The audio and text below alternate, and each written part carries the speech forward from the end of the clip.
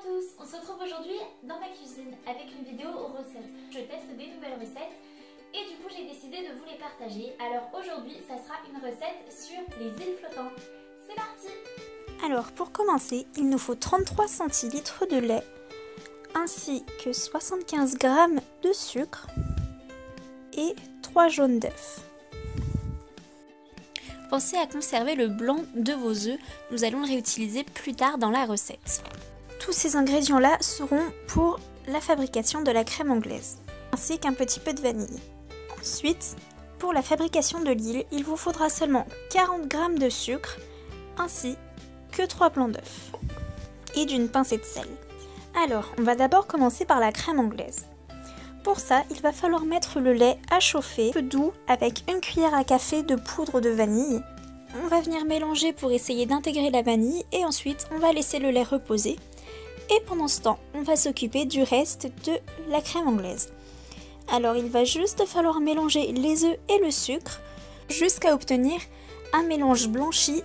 Une fois le mélange obtenu, on va retirer le lait du feu et on va le verser petit à petit tout en mélangeant. Et on répète ainsi de suite jusqu'à ne plus avoir de lait dans la casserole.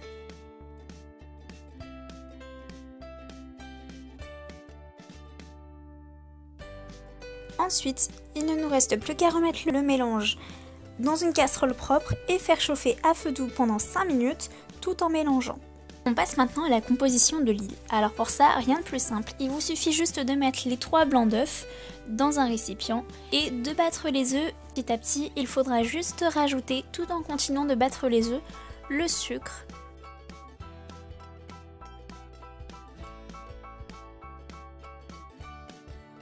Une fois que vous avez des jolis blancs, passez-les 30 secondes au micro-ondes. Une fois que le micro-ondes fait bip bip, il ne vous reste plus qu'à les sortir et on passe maintenant au montage. Alors dans vos petites coupelles, commencez d'abord par mettre la crème anglaise et ensuite c'est le moment de rajouter la petite île dessus. Vous pouvez commencer par des petits bouts et ensuite en rajouter d'autres comme moi j'ai fait, je n'étais pas très sûre de la dose. Donc du coup j'ai préféré en rajouter plusieurs.